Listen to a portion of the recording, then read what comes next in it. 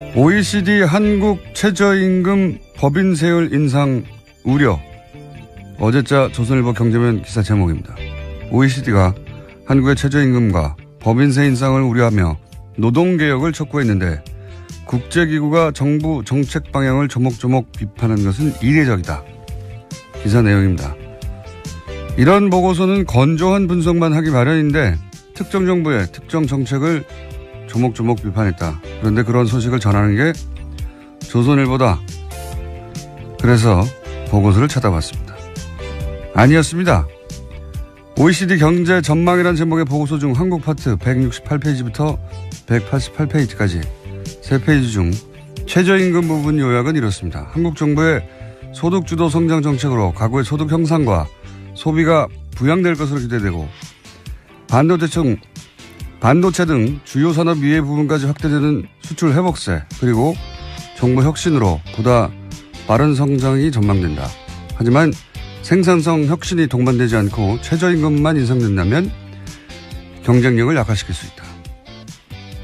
노동개혁이라는 문장은 아예 없고 법인세 부분은 긍정적인 경제 전망과 그에 따른 리스크 부분을 설명하며 소기업의 경우 법인세 인상은 기업 투자를 약화시킬 수 있다. 한 문장 드라이하게 병렬하고 있을 뿐입니다. 이게 무슨 이례적인 조목조목 비판입니까? 아주 전형적인 보고서일 뿐만 아니라 다른 국가도 똑같은 포맷이고 게다가 한국편은 전반적으로 긍정적인 전망입니다. 조선일보가 괜히 조선일보가 아닙니다. 김원준 생각이었습니다. 이런 거 안 쳐다볼 거라고 생각하나 봐요. 그래도 굉장히 꼼꼼하게 찾아보셨네요. 저는 다 쳐다봅니다. 궁금해가지고. 그래? 그럴 수도 있고 아닐 수도 있잖아요. 예. 그런데 이제 이례적이다. 뭐 이렇게 해서 특히 해외에 나온 보고서나 해외 기사나 해외 사례 얘기하면 다 찾아봅니다. 저는. 예. 전혀 사실과 다르다. 예. 훌륭하다. 조선일보. 예. 자, 첫 번째 뉴스는 뭡니까? 네, 원세훈 전 국정원장이 특수활동비를 해외로 빼돌린 정황이 포착됐다라는 건데요. 검찰이 수사에 나섰습니다. 검찰은 국정원이 2011년 말에서 2012년 초 특활비 200만 달러를 미국 스탠퍼드 대학으로 송금한 과정 등에 대해서 자료를 넘겨받아서 검토하고 있다라고 하는데요. 이와 관련해서는 국정원 기조실 관계자들에 대한 진술도 확보했다라고 합니다. 원 전 원장의 지시로 200만 달러를 송금했다라는 건데요. 뿐만 아니라 현지의 주택을 구입할 목적 등으로 특활비를 추가로 빼돌렸다라는 의혹도 검찰이 수사하고 있습니다.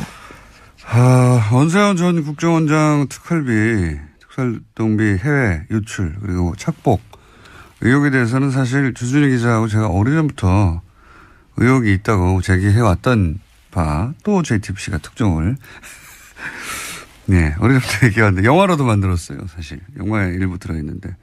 제가 대략 알고 있는 사연이 이렇습니다. 원세훈 원장이, 말하자면 은퇴를 대비해서 스탠포드 대학에 1년인가 연구원으로 있었던 적이 있거든요. 그때 아마 마음에 들었나 봐요. 2006년이었습니다. 예, 그게 마음에 들었나 봐요. 예, 날씨도 좋잖아요, 거기가. 그래서 거기에 돈을 내고 일종의 거점을 만들어서, 예, 연구원 자격으로 이후 본인의 활동 거점으로 계속 삼으려고 했던 그런 구상이 있었나 봐요. 예, 그래서 그쪽으로 돈을 빼돌렸다. 예. 이거 하나 하고 어제 이제 JTBC 보도는 안 나왔는데 캐나다에 가족이 있습니다. 네. 가족이 있기도 있는데 그 캐나다 쪽으로도 이 빼돌린 의혹을 주장한 바 있습니다. 저희가 여기 있다고. 그리고 이렇게 돈을 빼돌리는 과정에 외교 행랑을 이용하기도 했다 하는 제보가 있었기 때문에 저수지 게임이라고 저희가 예. 지나간 다음에 자꾸 언급하게 되는데 그 영화에서도 내용이 일부 나옵니다.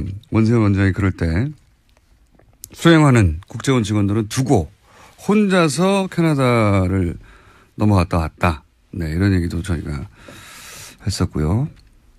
그리고 이제 그 빼돌린 특활비가, 혼자 다 착복한 것이냐, 이명박 전 대통령에도 가지 않았을까 하는 그런 의혹. 네, 주진우 기자가 자신의 책에도 그런 내용을 썼던 걸 기억하는데요. 네, 따져봐야 하고요. 게다가 이제 캐나다에 계속 주목하는 이유는 대표적인 자원외교 의혹 중에 하나인 하베스트 인수. 그건 하나로 2조 이상 손해를 본 가장 대표적인,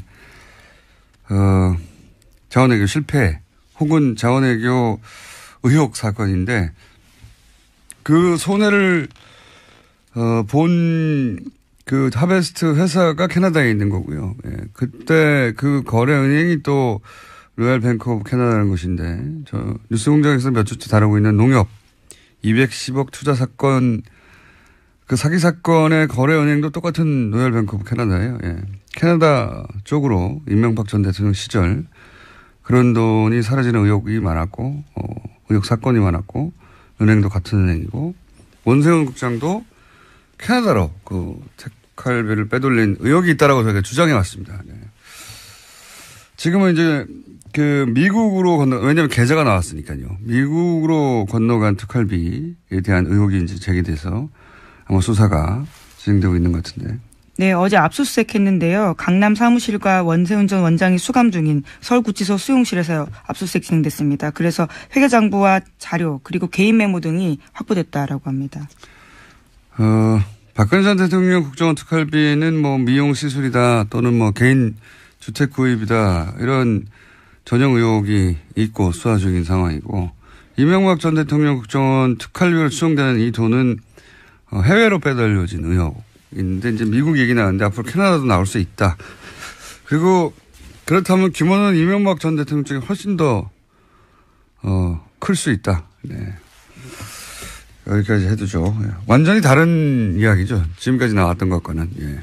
특활비를 어떻게 썼다가 아니라 해외로 빼돌렸다는 거 아닙니까? 아예. 네, 입금 자체는 사실이어서요. 이제 이것을 왜 했는지에 대해서 더 수사가 필요해 보입니다. 네. 국정원이 스탠포드 대학 특정 연구소로요. 네, 연구소에다가 돈을 20억이나 쏠 이유가 뭐가 있습니까? 예. 국정원이 그런 이제 물증 하나가 나온 것이고 이게 다가 아닐 것이다. 다가 아닌 것으로 저도 알고 있고 수사가 진행되면 더 나오겠죠. 예. 전혀 새로운 이야기입니다. 이제 예. 저랑 주정희 기자가 주장만 하던 것이 예.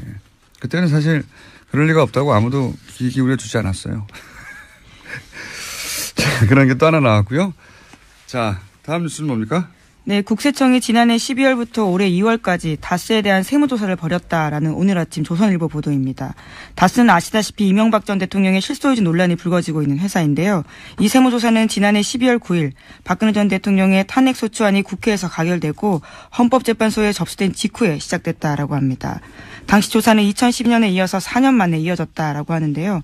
다스의 법인세 납부가 줄어들어서 이를 들여다봤다라는 것이 국세청 이야기입니다.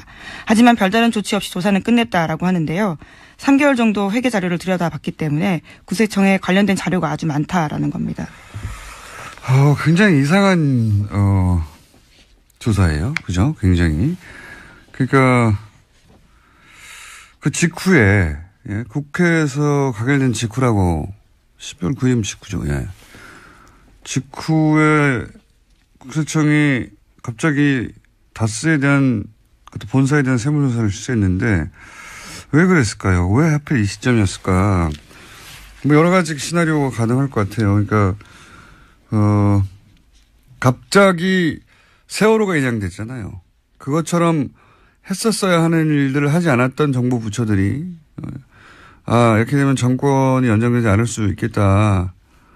보수 정권으로 싶어서 갑자기 미뤄왔던 일들을 했던 것인지 아니면은 여전히 당시 정권이 넘어간 상태는 아니기 때문에 정권이 넘어가기 전에 미리 세무조사를 받아두고 세무조사를 이미 받았는데 또 빠른 시간 내에 세무조사를 하면 정치적 세무조사라고 주장하려고 그런 건지 어떤 이유인지는 모르겠지만 굉장히 이례적이고 예, 특별한 상황에서 세무조사했던 것 같습니다. 이게 왜 하필 이때 세무조사를 했는지 그리고 아무 조치 없이 끝났거든요. 게다가 그렇게 하고 나서도. 예. 다스 쪽에서 소명을 했다고 하는데요. 미국 공장 사정이 어려워지면서 법인세가 줄었다라는 이야기를 받아들였다라는 거죠. 미국 공장 엘리바마 쪽에서 이제 비자금이 움직이는 의혹도 주정희 기자가 얘기한 적이 있는데 전반적으로 매우 좀 이상한 시점에 이상한 타이밍에 세무조사였고 이 세무조사가 왜 이루어졌는지 후속 기사도 나올 법합니다. 네, 매우 이상한 세무조사다.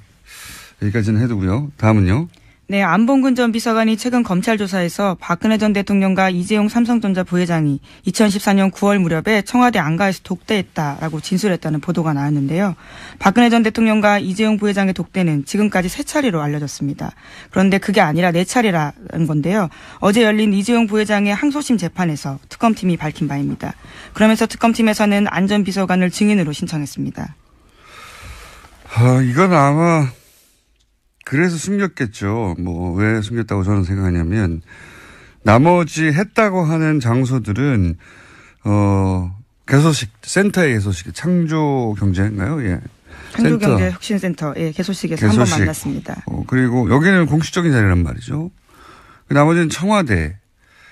뭐 이래서 이것만 가지고 공식적인 면담이었다라고 주장하려고 했던 게 아닐까.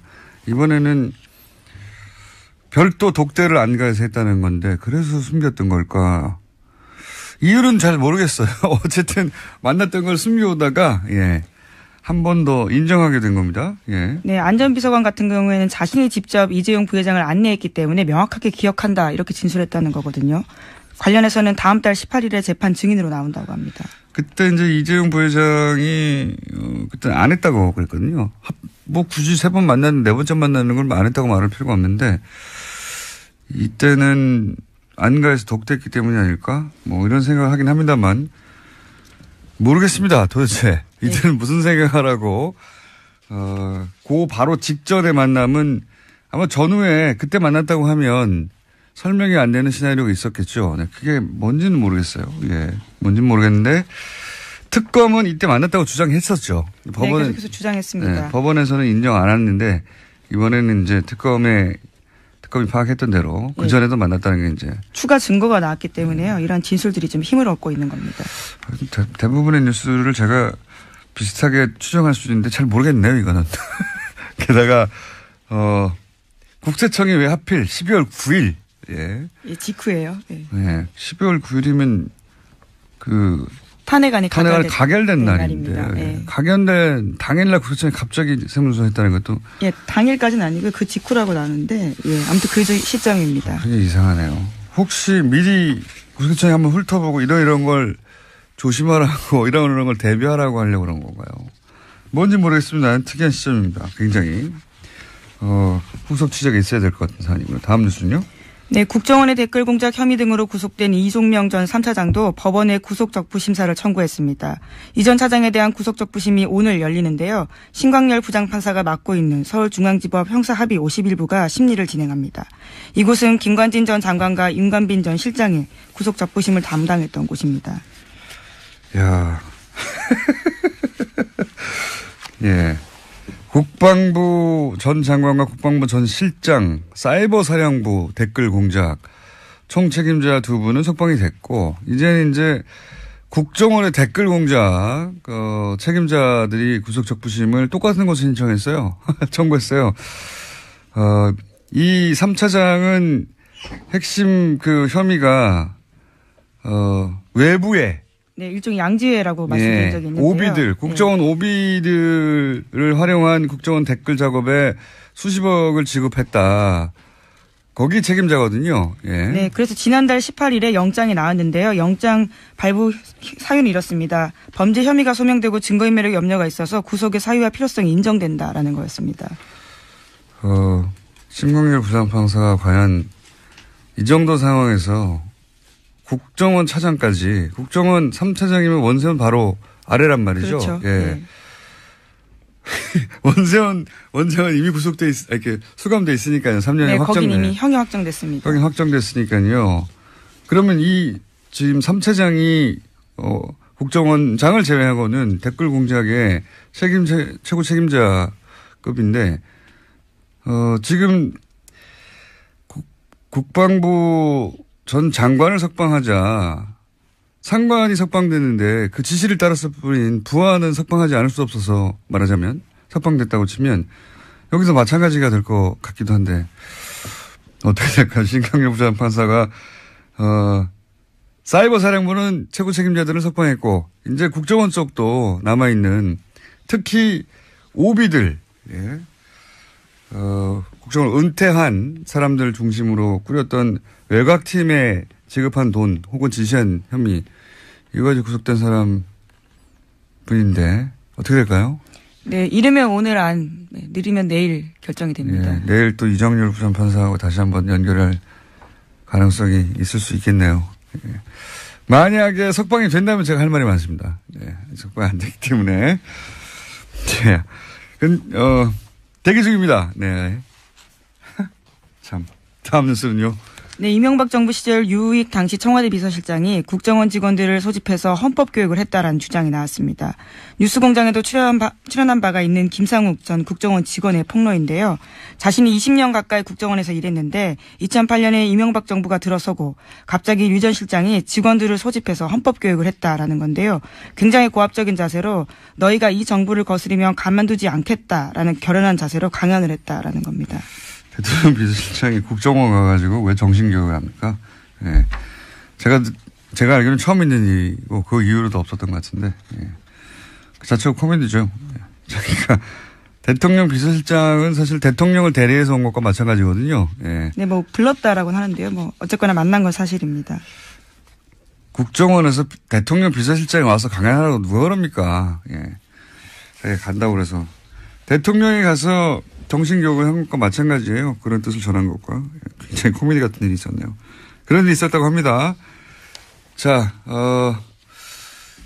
오늘은 리얼미터 미니가 있기 때문에 제목만 체크하고 넘어가죠. 네, 국정원이 모든 수사권에서 손을 떼는 내용의 자체개혁 법안을 국회에 보고했는데요. 이름도 바꾼다고 합니다.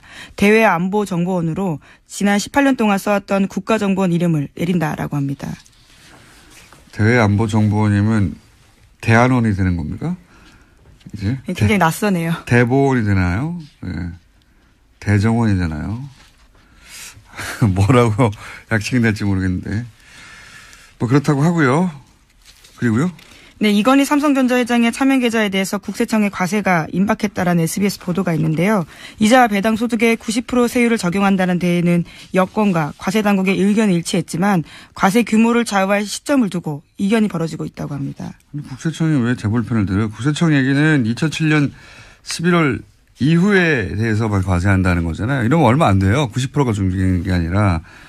여기서 이제 여당은 무슨 소리냐. 2008년에 불법 범죄 행위가 확인됐으니까 그 이전 5년. 이렇게 되면 이제 몇천억이 되는 거거든요. 네, 과세 범위가 확 늘어납니다. 네. 국세청은 세금을 줄이자고 하는 것과 마찬가지입니다. 예, 참. 그런 일이 있습니다.